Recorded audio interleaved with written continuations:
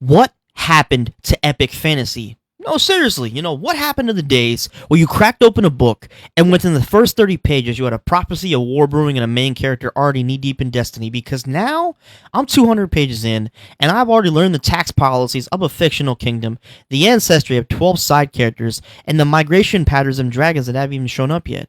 And I'm sitting here like, where is the story? Let's get into it. Welcome to the Read It and Rat Podcast, where we don't sugarcoat anything, no filters, no holding back, just raw, loud opinions. So turn it up and get ready. Let's talk about it, folks. Old school epic fantasy. I'm talking about that classic, no-nonsense storytelling, drops you straight into the fire. You had clear stakes, clear direction, and characters who actually mattered to the plot right out of the gate. The world building was there, but it also served the story. It didn't suffocate it. You learned about the world as the characters moved through it, not through a 15-page history lecture or a 100-page history lecture before anything even happens.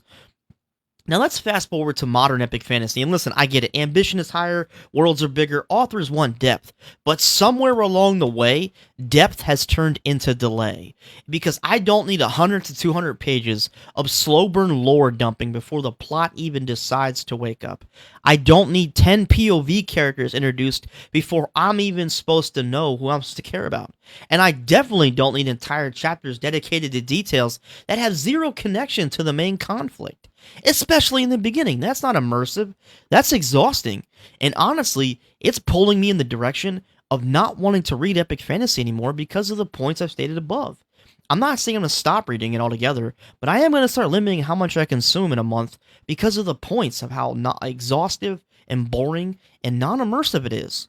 But here's the thing though. It pulls me out of the experience because instead of being hooked, I'm checking my watch, I'm checking the pages, I'm checking my progress bars, when is this going to pick up and when is this storyline going to actually intrigue me and when is it going to start? Because that's a problem. Epic fantasy should honestly feel like something massive you're stepping into. It should also move. It should grip you, pull you forward, and make you need to turn the page, not test your patience like it's some kind of endurance challenge. Now don't get me wrong, when modern fantasy hits, it hits. Some of these worlds are unbelievably rich, layered, and complex in the best way possible.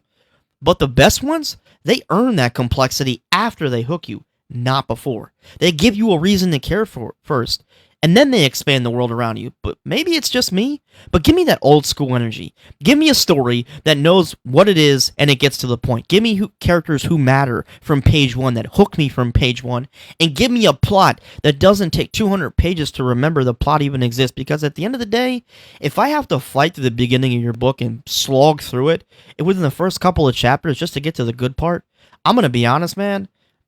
You've already lost me as a reader, but that's my take. What about you? Are you here for the deep, slow burn world building, or do you want your fantasy to grab you by the throat from page one? Let me know.